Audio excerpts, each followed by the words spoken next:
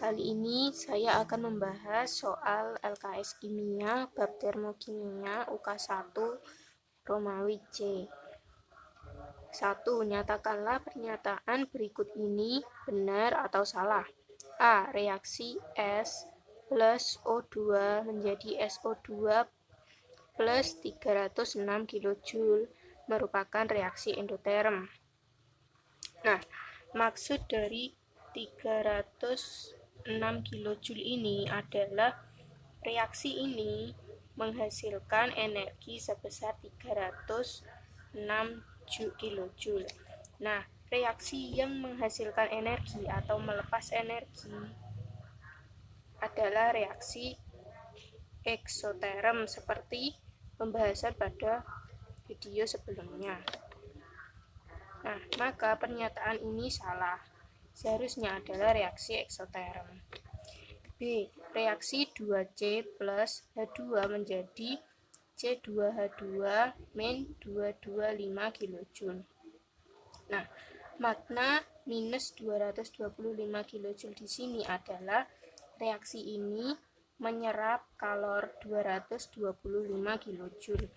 Nah, reaksi yang menyerap kalor adalah reaksi endoterm. Maka pernyataan ini salah, seharusnya adalah reaksi endoterm. C. Reaksi N2 plus 3H2 menjadi 2NH3 plus 92 kJ. Nah, ini sama seperti A. Maksudnya reaksi ini menghasilkan energi sebesar 92 kJ.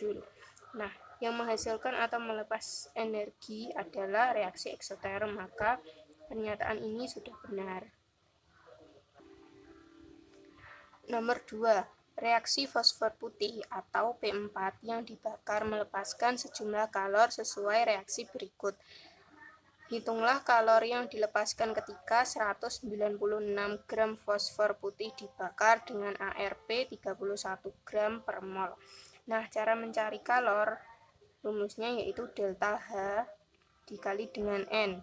Maka kita cari dulu N 186 gram fosfor putih. Rumusnya yaitu massa per mR. Masanya 186 per, karena bentuk dari fosfor putih adalah P4, maka ARP kita kali 4. Maka 31 dikali 4. 186 per 124. Kita hitung.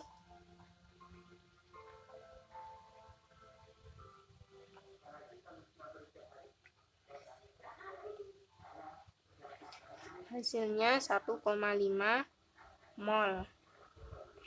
Setelah mengetahui N-nya, maka kita bisa menghitung Q atau kalor yang dilepaskan ketika 186 gram fosfor putih dibakar. Delta H-nya minus 3013 kJ dikali dengan 1,5 mol. Kita hitung.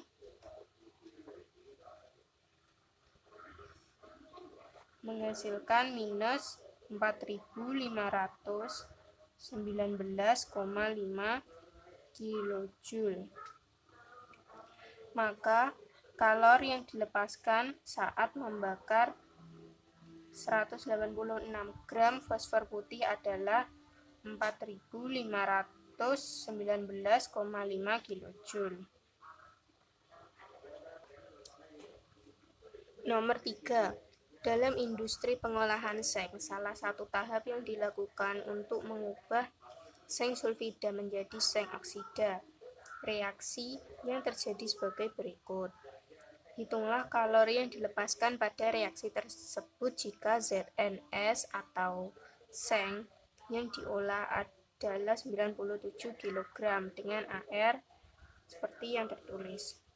Nah, kita harus teliti karena ZNS yang diketahui di sini adalah memiliki koefisien 2, maka N-nya juga 2. Maka delta H di sini harus kita bagi dengan 2 karena untuk menghitung Q kita memerlukan delta H per mol.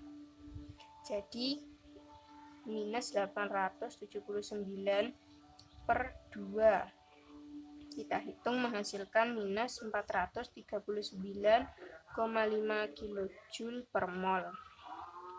Lalu kita cari berapa N 97 kilo ZNS. Rumusnya sama, yaitu massa per mr. Masanya kita ubah menjadi gram, menjadi 97.000. Lalu mr dari ZNS adalah ARZN ditambah ARS, itu 65 ditambah 32.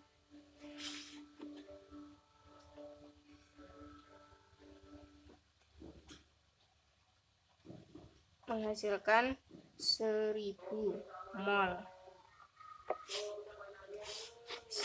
Setelah kita tahu N-nya dan delta H-nya, tinggal kita kali dengan rumus Q, delta H kali N.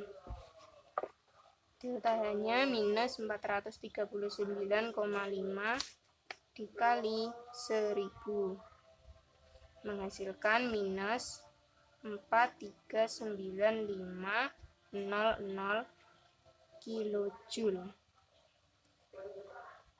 Maka kalori yang dilepaskan sebesar 43.439.500 kilojoule. Nomor 4. Reaksi kimia perubahan senyawa A menjadi senyawa C dengan bantuan katalis berlangsung melalui mekanisme reaksi berikut. Tahap A menjadi tahap 1 dengan delta H positif, tahap 2 dengan delta H negatif. Berdasarkan mekanisme reaksi tersebut, tentukan jenis reaksi yang terjadi pada setiap tahap jenis reaksi tersebut. Nah, untuk mengetahui jenis reaksi, kita hanya perlu melihat delta H-nya saja. Jika delta H-nya positif, maka reaksi tersebut termasuk reaksi endoterm. Sedangkan jika delta H-nya negatif, maka reaksi tersebut termasuk reaksi eksoterm, seperti yang telah dibahas sebelumnya. B. Buatlah diagram perubahan energi reaksi keseluruhan. Membuat diagram perubahan energi reaksi yaitu pertama, tahap 1. A menjadi B dengan delta H positif. Delta H memiliki rumus H produk dikurangi H reaktan. Jika positif, maka H produknya lebih besar daripada H reaksi. H reaktan, maka A yang merupakan reaktan berada di bawah B yang merupakan produk. Kemudian tahap 2 B menghasilkan C dengan delta H negatif, maka jika C-nya negatif, otomatis delta HR-nya lebih besar daripada delta H produknya, maka reaktan atau B-nya otomatis berada di atas C, maka bisa dikatakan C-nya ada di antara A dan B. Jika kita gambar ulang, maka gambarnya akan menjadi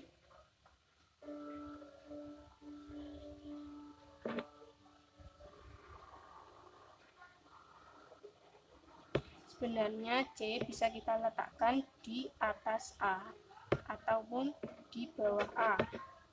Namun kali ini kita letakkan di sini. Nah, lalu kita gambar seperti ini untuk menjadi tanda bahwa delta H-nya positif atau negatif. Nah, ini adalah diagram energinya.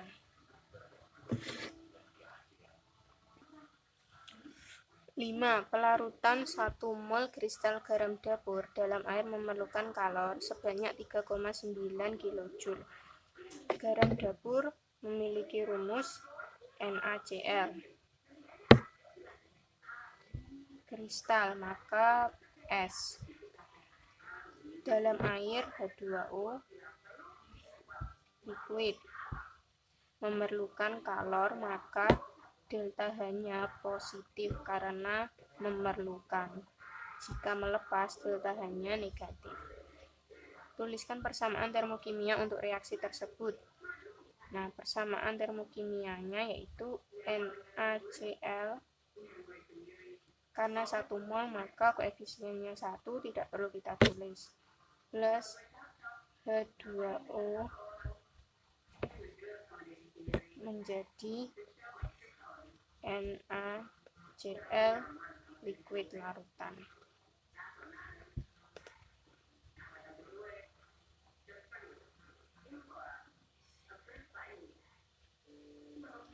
Dengan delta H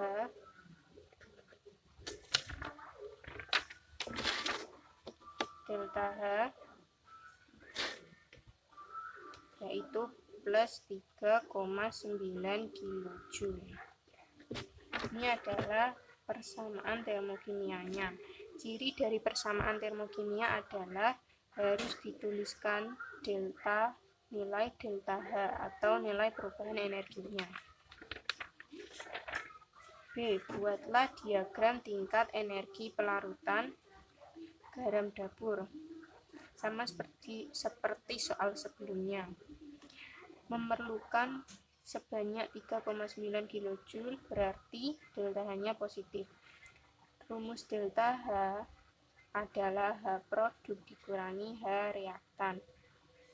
Jika hasilnya positif maka H produk lebih besar daripada H reaktan.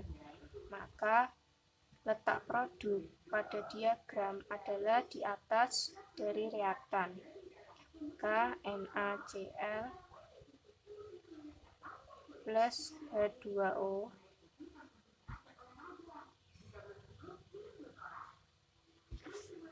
sedangkan di bawahnya NaCl plus H2O.